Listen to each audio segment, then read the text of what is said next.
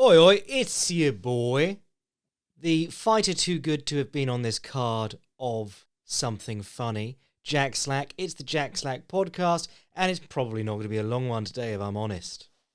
No sooner had I put out the last podcast, which was called Low-Key Bangers on the Grasso versus Araujo card, than they cancelled the big low-key banger. Askar Askarov came in massively overweight for his fight with Brandon Royval, and then refused to catch weight, so he must have been fucking miles off. And this was the morning of the weigh-in too. This wasn't when the weigh-in happened.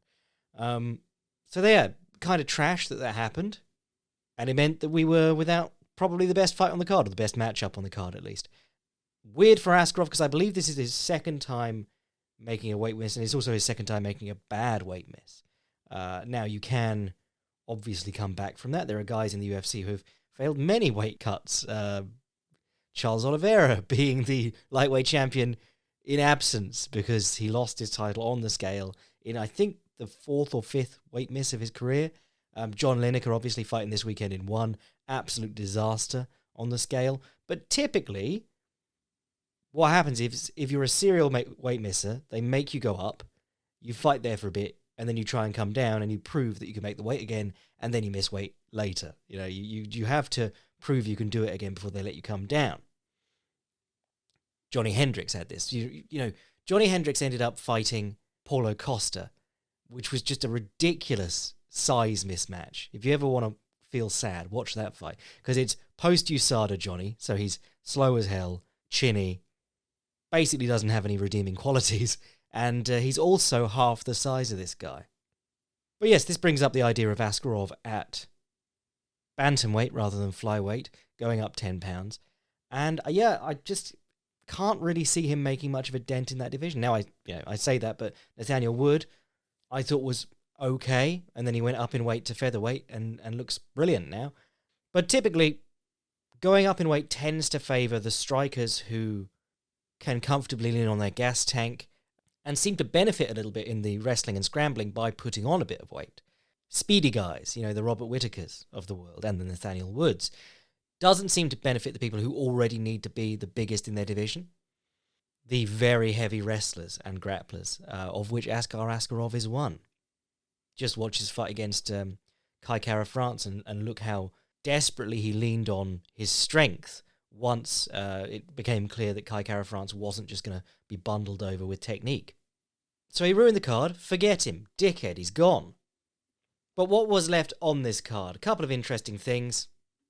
I'm going to start with what I thought was the most important thing, which is Rafael Assuncao finally getting some respect. And also stealing the show, which tells you how little else there was going on.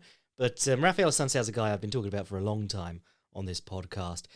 He'll have been talked about in sort of the undercard bits that you probably skipped if you're the casual listener. But I've always mentioned him as a tricky fighter, and sort of one of those guys who fighting him doesn't really, or when he was at his best, fighting him didn't really bring any benefits. Because if you beat him, no one saw it, because he was always on the undercards, because he wasn't a very interesting fighter. And if you lost to him, all your hype was gone. One of the best things, or one of the most impressive things from a pure achievement level that TJ Dillashaw did was fight him twice and beat him. And the second time he fought him, he didn't really need to fight him at all. He could have just waited for someone worse who had a bigger name. But the reason that I always talk about Assuncao is that until very recently, he had a very spooky way of paralyzing his opponents. You hear it talked about in boxing a lot, especially because they've been keeping punch stats for years. But there are guys who are typically known as spoilers. But spoilers can be a lot of things. Spoilers can be just people who make good fighters look bad, or look worse than they are. People who drag you down to their level. But one type of spoiler is the kind of guy who, if you are a 50 punch around fighter, suddenly you're a 20 punch around fighter. And that's a weird sort of power to have. And obviously there's a lot of things that go into that. If you've got a massive knockout power and a great counterpunch, that can be part of it. If you tie up a lot, that can be part of it. But typically it's guys who make you think before throwing. They just make you uneasy. And I don't think there's ever been a clearer example of that in MMA than this fight. Because Victor Henry in his last fight, almost called him Victor Hugo there, because I've been talking about Victor Hugo, the grappler, in my ADCC post-fight study. But Victor Henry, His last fight was against Raoni Barcelos, who again is another sort of unheralded guy. But if you're in the know, you know that Raoni Barcelos is good. And if you've watched his last fight, he just battered some poor lad. Great hitter, great technician, throws in combinations. The sort of guy that you're going to be hard to pressure through him. And then Victor Henry turned up and pressured through him. And the crazy thing about that fight is that Barcelos came back with counter combinations, and Victor Henry was able to pressure through it. And Assuncao really only came back with the one punch at a time. And you heard Josh Barnett in his corner, which I don't think they mentioned on the broadcast. They did last time Henry fought, I thought. Maybe they're told not to mention him because he has a history with the company that... Well, actually, he's kind of like been through periods of the Randy Couture thing. He's left and been like, I don't like the UFC. And they've been like, well, we don't respect Josh Barnett and we won't mention any of his accolades anymore. And then he came back and they were on good terms, and then he left again. And he had a drug test failure as well in his last leave.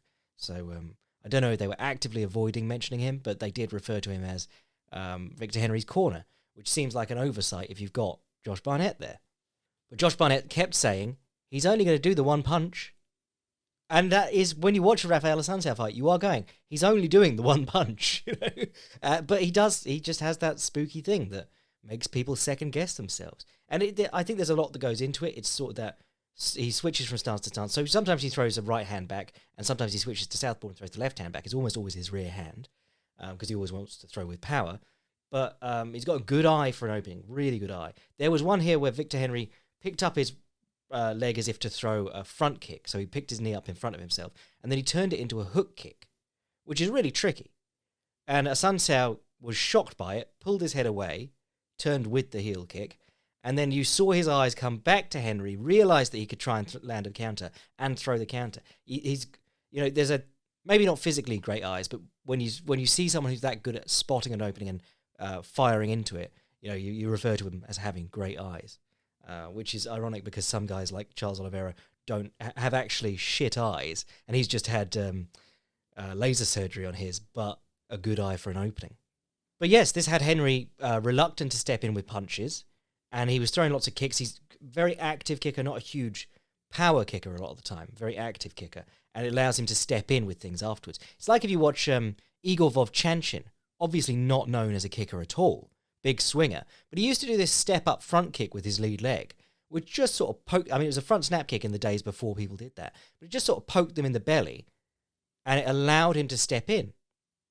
You're combining the covering of distance that you've got to do a lot of if you're a man as short and stocky as Igor Vovchanchin in the heavyweight division, with just a little poke to the gut that makes people go, ooh, and then they're stood there, reflecting on that briefly while you're swinging an overhand at their head.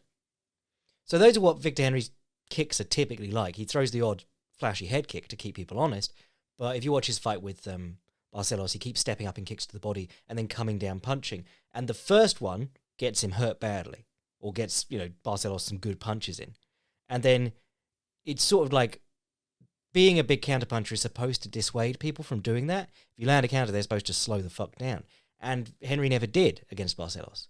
But against Assuncao, he did. And then he kept throwing out these kicks, and Assuncao, in the second round, grabbed a hold of it, threw 4 punches back at him across the ring on one leg, and then took him down off it, or entered a clinch and attempted to take him down off it. He really made big moments happen in this fight, which is kind of surprising because he's never been like a big moment highlight reel fighter. But it was kind of like when we're talking about Chito Vera versus Dom Cruz, or Chito Vera versus Rob Font, or Jose Aldo versus Rob Font, where in all the metrics that you're using to measure a fight as a coach, when you're going, please put some more fucking punches out there, they're not doing well. But when they do throw the one punch, it lands, and the reaction of their opponent is so bad that it wins them a 10-8 on the cards. Now, I don't think Assuncao won any 10-8s on the cards in this one, but he did clearly win the second round off that really good catch and counter. And then he had Josh Barnett in the corner going, don't kick unless you're going to kill him with the kick, which is kind of the opposite of what he was doing against Barcelos, which was just kick, punch, punch, kick. Just keeping the combination coming from all 4 limbs. Button spamming on Tekken, if you will. Other good stuff in this, timely takedowns from Rafael Assuncao, another thing that he's always been good at, just spot the opportunity. A reactive double, is so much better than a power double or any kind of other double. Get someone boxing, duck in on their hips. And that's the easiest way to get someone off their feet. Not even a great deal of technique required if you hit it well. If you get the timing right, you'll just run through them. Or at least turn them onto the fence with underhooks and start working from there. I liked Henry's work from the bottom. Always quite interesting. Fun to remember that Josh Barnett, a couple of his bigger performances relied heavily on him fighting from the bottom. If you remember, I think it was Randy Couture, he armbarred from guard. And I think he also caught Semi Schilt in a fight where Semi Schilt was able to use rope escapes in Pancrase. But because he put so much priority on wrestling and getting to the knees and standing up, you forget that he him and Eric Paulson too, very good off their backs, or teach a lot off their backs. Henry really was working well off his back here, throwing up arm bars and things. It was really nice. He missed the arm bar, he started inverting on the leg, and then he snapped back on the triangle. And that reminded me a lot of Charles Oliveira and also of Rafael Lovato against regional champion Gegard Mousasi. We're going to be talking about this in this week's Boycast because we're coming up on an incredibly fire UFC card with Charles Oliveira versus Islam Makhachev. And Charles Oliveira constantly, when he's on the bottom, sticks one hand behind his opponent's thigh, grabs what sometimes is called an anchor, and uses that to pull himself into an armbar attempt. And he has never, ever, ever caught anyone with the armbar. Come close against Kevin Lee, but almost always he uses the opponent's reaction to attack further. So if he misses the armbar altogether, he can roll through to his knees and stand up. If the opponent pulls their elbow back in, which is what almost everyone does, he squares his hips up again and grabs the triangle choke. Which if you watch Oliveira versus Hioki, Oliveira works out that if he throws up the armbar, Hioki's going to pull his elbow back every time. So he keeps attacking this armbar to triangle choke combination. He got almost the armbar and then turned it into an omoplata against Kevin Lee. Armbars are so rare from the bottom in MMA now, but you can, it's one of those things, like it's the whole purpose of the jab. If you don't defend it, it's going to be trouble. When you do defend it, as you are expected to, other stuff has to open up. Unfortunately, he couldn't use it to get to his feet as quickly as he probably needed to, and he didn't have enough big moments to win the fight from Assuncao. One thing I did really like about Josh Barnett's cornering was that he went to his man in the third round, between the second and third rounds, and he said, "We're losing this fight, you need to stop him," which is you always have to know your fighter, because some guys are, they're not pussies in the sense that they are professional fighters, but some guys are, the toughest guys in the world in the ring, but if you tell them they're losing, they just collapse. And you always have to deal with, knowing your fighter. Angelo Dundee, famously, if Ali wasn't doing something that he needed to do, Muhammad Ali, he'd tell him he was doing it great. And then Ali, like a peacock being puffed up with his feathers out, he'd do it more because he was so proud of the thing that Angelo Dundee had seen him doing, even if he wasn't doing it. It was against, when they were training for Frazier the second time, I think it was, he was going, "I love how you're throwing that uppercut," even though he wasn't throwing the fucking uppercut. And then he did. But, obviously, Barnett probably knows his fighter, but he said, "You are losing this fight. You need to finish it." And unfortunately, Henry couldn't. But really, yeah, crazy. Just a great example of that spooky style of Assuncao. And if you notice him, he doesn't get caught in positions where guys can really throw combinations on him a lot. He does just enough lateral movement to keep the opponent turning when they come in. But then he'll stand still for long periods too. It's very interesting watching him move around the ring.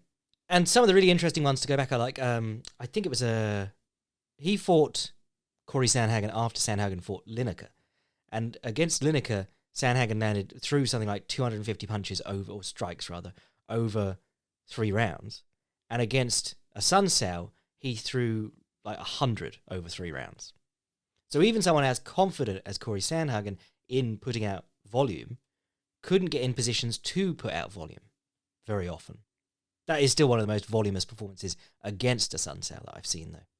And it was nice because Assuncao has really lost a step in recent years, and Cody Garbrandt knocked him out, which was the only Cody Garbrandt win in forever. Ricky Simone really did a number on him in his last one. I think he's 4 on the trot he'd lost coming into this. Yes, Marlon Moraes, Corey Sandhagen, Cody Garbrandt, and Ricky Simone, going back to 2018 was his last win over Rob Font. That tells you how tricky he is. He beat Aljamain Sterling. He beat Marlon Moraes. He beat Rob Font. Some of these split decisions because, again, his fights, not a lot happens. He beat Pedro Munoz. He beat Brian Caraway when Caraway was good. He's split 2 with TJ Dillashaw. 1 win, 1 loss. Again, a split decision. He's been around forever. He's been fighting good guys forever. He has one of the craziest fights ever. He's got a win over Jorge Masvidal, I believe at welterweight. And this man is now a bantamweight. So that's 170 pounds down to 135.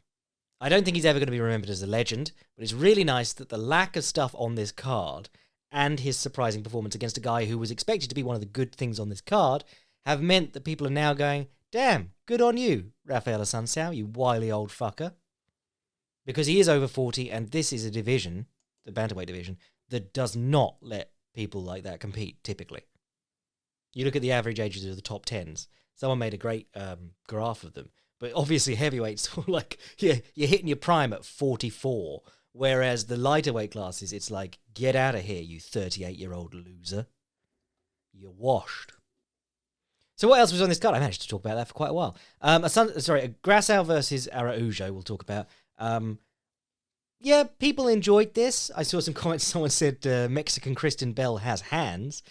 She does. We knew that. She do have hands. But this fight was summoning the spirit of Pat Wyman, very rote from both of them. Now, Viviane Araujo, and this was something I was expecting coming in, and I was hoping that over the course of 5 rounds, she'd open up more. But she doesn't go past the first punch. She just jabs with the opponent or jabs at them, and then she tries to do something maybe after that. Like the next time she comes in, she fakes the jab and she ducks on the legs. Very rarely throwing in combination. Very rarely even a 1-2. And Alexa Grasso was trading jabs with her. They were both jabbing each other in the face at the same time a lot of the time. It was Pena versus Nunes-esque at certain points. But Grasso quickly realised that if she threw more than one punch, she'd catch Araujo on the arse end of it, which is always great. Like if you've got someone who's trading jabs with you, jab for jab, and they're just trying to time you in your jab and split it, so either slip or parry and throw their jab at the same time, you can pitch your jab, and if you hit them, great. If you don't, fine, as long as you've moved your head or parried. And then you throw the right hand afterwards, and you'll catch them moving back into position because they're not threatening to follow up on it. They're not moving their head afterwards. Certainly, Araujo was not moving her head at all. One thing about Grasso does move her head, which I really like. Very little kicking from Araujo. Only a little kicking from Grasso, but she was at least effective with it. And then Araujo really was just jab and takedown attempt. Very little else. And you just need a little bit more than that. If you're going to beat good people who can do fighting. But it worked in the first 2 rounds. She got her down in the first 2 rounds. Second round was quite interesting because she got her down, got side control. When you're in side control, typically you want a crossface, or in traditional jiu-jitsu side control, which is what you'll see used a lot. A crossface is when your bicep and shoulder, you're hugging the opponent's head and your bicep and shoulder are turning their head away. So they can only bridge in one direction because their neck is all twisted to the side. And if you watch really good grapplers, they're doing it all the time. So if you watch really good grapplers on the bottom, they are always fighting off that hand that's on their head. Go watch a Gary Tonin match. Grasso got both hands on Araujo's bicep, pushed it away, and Araujo sort of sat through into like a scarf hold and tried to strip the grips with her knee, which is something that Team Quest used to do all the time back in the day. They'd be in half guard or something like that, punching you. You'd grip their arm, they'd put their knee over the top of your wrist, pin it to the floor for a moment, and then hit you in the face. Now, if you do it from side control, you can sit there. Half guard, not so much. Angles are different. But this was from side control, and she put the knee over, and just as she put the knee over to push the hand into the floor and trap Grasso in the mounted crucifix, Grasso bridged, bumped, got back to her feet. She used the movement of Araujo's weight into the mounted crucifix perfectly. And it was cool because she's supposed to be fighting Valentina Shevchenko soon if she's won this, and Shevchenko manages to duck Tyler Santos. And, obviously Shevchenko relies on that side control mounted crucifix a lot. But it was also cool because that's how Fedor got out from under Big Nog at one point in one of their fights. I think it was the first one. Big Nog finally passed his guard, went to the mounted crucifix, and Fedor just hip bumped and turned him over. And this was a good card, moving on from this fight, because the rest of it was very uninteresting. It didn't really pick up through the rounds. Nothing changed.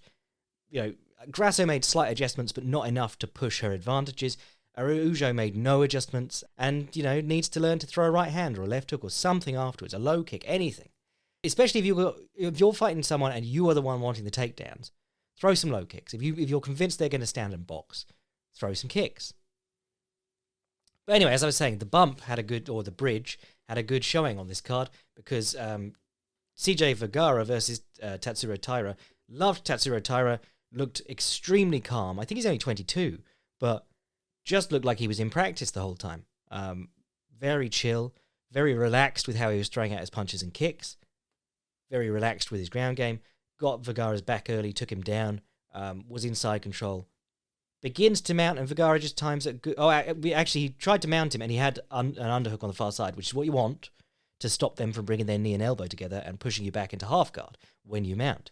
But he mounted, and he let, as Vergara turned flat to his back to accept the mount, Taira let that underhook be clamped down.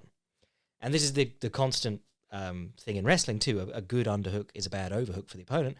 A bad underhook is a good overhook for the opponent. And as Taira stepped into mount and consolidated, Vergara trapped his hand down and bridged and hit a little Upa escape, which you very seldom see work at the high levels anymore. But that's where to catch it in transition, because the opponent wants that underhook as long as you clamp it down just as they're taking mount. If they don't limp arm their arm out and put it on the floor, basing out, you've got a decent chance of getting the bridge off and bucking them over. And then he did the same thing from half guard later on. He grabbed an arm triangle from the bottom and bridged in, which is something that I think Bas Rutten did it from bottom side control against some guy way back in the day. But that was because that guy was trash. It was very early days. Guys were not very good at defending things or keeping top position or anything. But Vergara did it against a very competent grappler in Taira. And I was really impressed by Taira's back-taking abilities from his takedowns, which is super important at 125. This is a fourth guy who's really good at that in that division. But he got the back on the ground, was working the body triangle quite a lot, and then I really liked that he got the armbar from... there's a thing in grappling, weak side, strong side, on back control. If you put the opponent down on the arm that is over the shoulder, that's the strong side, because it's hard for them to escape. If you put them down on the opposite side, you've got to have your head between their head and the mat, and that's called the weak side because it's easier for them to escape. But the weak side does give you more submission opportunities, so you can switch the arm over the head, go for the arm bar, and that's what Taira did, and he scored the submission. It was really nice. Just very impressed with how calm he looked the entire time, and I was quite impressed by CJ Vergara having a lot of trouble, but also staying calm and just finding his moments. Rodriguez versus Hughes was boring, so I won't talk about that. Malkoun versus Maximov was funny because even though Malkoun ended up outstriking him because Maximov blew out his knee or something, which is funny because that happened to, was it Soriano? The last guy Maximov fought. He was fighting off high crotches in the splits, and then he went back over his own knee and then just couldn't defend takedowns anymore because he'd hurt his own knee. But Maximov actually stunned Malkoun with a dipping left hook in the first round, which is crazy because Maximov's very much known as a boring, grindy grappler. But this was kind of annoying for me because there are skills that I think every fighter should learn, like just to be a well-rounded MMA fighter. You should be able to kick the lead leg. Everyone learns that anyway. But I think getting to the back leg should be something that everyone learns how to do. You don't have to do it in fancy ways. You just have to learn how to step up and left kick the back leg, or throw your right kick and then put it through and kick inside the back leg. But you need to be able to get to the back leg. One, because it's, if your plan is to chop down someone with low kicks at some point, which it may well be, and they're picking up their lead leg, you need to be able to kick the back leg. But two, because if someone injures themselves, you need to be able to kick the leg that's injured. Also, because if you are kicking the lead leg and you hurt them, they're going to switch stances at some point because everyone in MMA will anyway. But that was about it from that fight. I really liked Malkoun's takedown, which was a head outside single, a la Nick Maximov, off the cage. But as he sort of did the run the pipe, the pivot and drop your chest to make the guy hop backwards on one leg, he hit an inside trip with his leg instead. So it wasn't really running the pipe, it was just pivoting to get the guy stepping around, and then cutting out that back leg with an inside trip. And that's something that Daniel Cormier used to do against, or you could see him do it a couple of times against Roy Nelson. Daniel Cormier had some really interesting foot sweeps, actually, just generally, from the high crotch position, or the head outside single position. You don't see an awful lot of it. Alonzo Menifield sparked Misha Serkinov in a fight that happened. Mana Martinez beat Brandon Davis by split decision. Fine. Joe Anderson Brito did a good job of getting all over Lucas Alexander in the first round. I do quite like Joe Anderson Brito. Very, very much, I don't want to say a front runner, but he does slow down through his fights. And he got the job done quickly here. Pete Rodriguez knocking out Mike Jackson was mainly funny because Mike Jackson has had a very strange career in the UFC. In his last one, they offered him a fight after forever. And he fought this young Irish guy. I think might have been an SPG guy, but young Irish guy who was billed as a kickboxer. Guy kicked him in the dick, and I think he lost by DQ. But yeah, he just couldn't stop back kicking him in the dick. But this fight was strange because it was Pete Rodriguez looked like the lad from Years and Years with his red hair, and Mike Jackson looked like he was wearing the merkin that Mike Myers wore on his chest as Austin Powers. But yeah, Rodriguez sort of charged him down. Mike Jackson looked like he knew what he was doing. But then the moment they hit the fence, he started doing this wide looping head movement to attempt to duck in on the guy's hips with no chance of getting the underhooks because he's weaving so wide. And then he weaved really wide and slow, and Pete Rodriguez noticed it the second time, or noticed it the first time, and then the second time hit him with a knee to the head as he was miles out of position. And Jackson got knocked out, fell back on his leg, and Chris Tognoni came over and he said, well, first thing we need to do is yank that stanky leg out from underneath you. Oh, go and watch that. Waking up from being knocked out must be horrible, but waking up to the pain of Chris Tognoni pulling your leg sideways to get it out from under you must be nightmarish. Dusko Todorovic versus Jordan Wright was fun.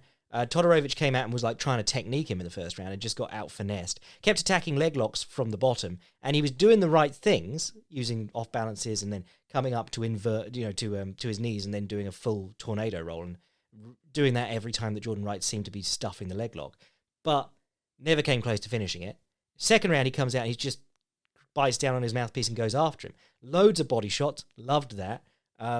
Every time they hit the clinch, Jordan Wright would grab the double collar tie and Todorovic would keep punching his body, which was very Nick Diaz. Nick Diaz used to let guys grab his head with the double collar tie, Vanderlei Silva style, and he'd just hit their body while they were doing it and stay upright, stay hips in, really postured high.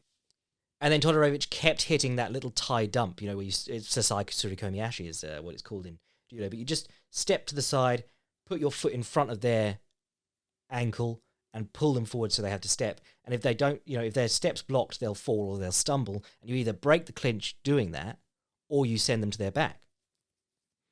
So it was wild man aggression, but it still had a little bit of technique to it, which is what every time I see Todorovic fight, I'm like, he's technically pretty good. But particularly in his Chidi Njokwani one, I thought he got into being like, I'm going to try and do the one thing that I think I'm better than him at, rather than mixing it all together. We talked about that on the pre-fight show, but yeah. Interesting, fun fight. Go watch it.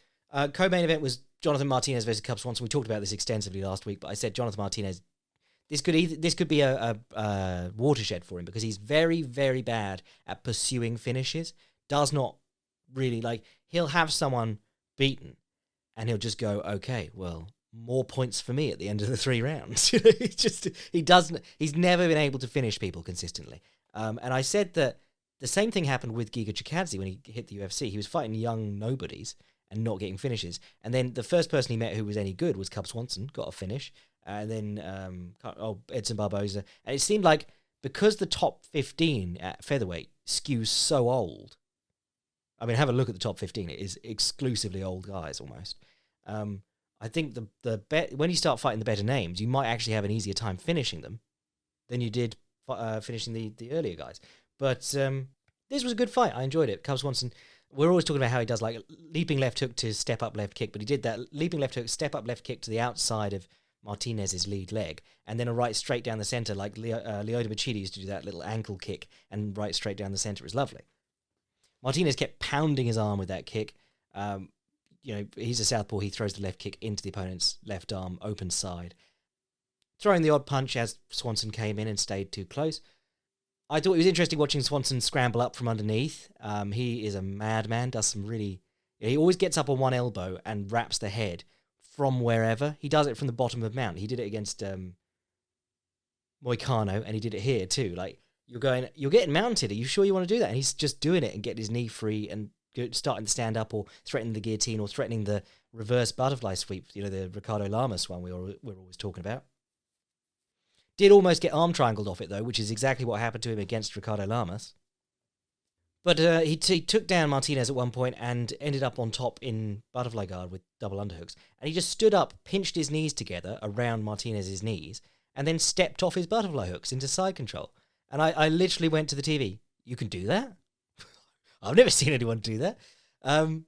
Yeah, very cool. But you saw a lot of Cub Swanson doing the weird things that make Cub Swanson so fun. But in the second round, he got hit with a inside low kick just below the knee that sent him to one knee. And then he stood up again and took it again and went down to one knee. And then they moved around for a little bit, and then he took it just above the knee the last time. And the kick was enough that he clearly was in agony because he fell to the floor and spun around to try and put Martinez in his guard while he was falling, but then just gave up and let Martinez pass the guard because it is that human instinct to just clutch the thing that's broken, even if someone's hitting you in the head. But yeah, great stoppage for Martinez. I said, I've been saying constantly, actually, every time Martinez fights, really good technical guy to watch if you're wanting to learn, or, if you're a young fighter wanting to emulate someone. But unless he starts finishing people will not pay attention to him. But finish over Cub Swanson is good for you, even if it's older Cub Swanson. But yeah, that's about the whole event covered. Other stuff that happened this weekend. Deontay Wilder fought some late-minute replacement for... Was it Andy Ruiz he was supposed to fight? Knocked him out in first round with a punch that barely looked like he had put force behind it. He has that scary kind of power. Devin Haney beat Kambosos again. Yeah. Bit of a slow weekend, if we're honest. But this weekend we've got 2 1 cards coming up, first of all, to lead into... Well, I don't know if they're 2 cards. There's 2 on the Friday, so I think they're doing... The first part of it is what called One Thing, and the second part of it is one on Prime. Kind of like Glory did with Last Man Standing, where it was also Glory 40-something as well, the undercard. Which makes it confusing for people trying to watch at home. But in addition to those 2 1 cards, one of them has John Lineker in the main event, and there's also Cater Ruotolo's grappling some judo champion, which should be interesting. But in addition to those 2 cards, there is, of course, the UFC 280 card, which is one of the bangingest cards I've ever seen. I probably could have done half of that card on this episode, but I think I'll hold out and do a big one for the boys. Not only have you got all the shit you know about, Oliveira versus Makachev, Sterling versus Dillashaw, Yan versus O'Malley. You got Dariush versus Gamrot. Should be incredible. Caitlin Chookagian's picking up another pay-per-view payday to be boring on the main card. But you got Bilal Muhammad versus Sean Brady, which is Nerdy Boys one. Could be boring, but is a Nerdy Boys one. You got my boy Caio Borralho is fighting, which should be good. You got Uzdemir versus Krylov, which could be a disaster. Magomed Mustayev's back, a guy who's really good but can never get a fight. Arman Petrosyan. Muhammad Makayev's back, and he's going to try and land a punch this time. People got so mad last time when he fought when I was like, yeah, but it was really boring. They were going, he controlled the guy. And you're like, no, the guy kept getting up. If you can't keep them down and you're not hitting them, all you're doing is stumbling them occasionally with a lift or something, and then they get up. But that guy he fought, he was a very good steeplechaser. That's a great base for defending takedowns. It's a great card. I'm really looking forward to it. So sign up to Patreon to get extra episodes and previews of all the banging cards that actually get me excited. And support the podcast, of course. If you want to send an email to the podcast, jackslackpodcast@gmail.com. And if you want to see what I'm writing anytime, fightprimer.com. I am your boy, Jack Slack. Rafael Assuncao late career knockout streak incoming, bless.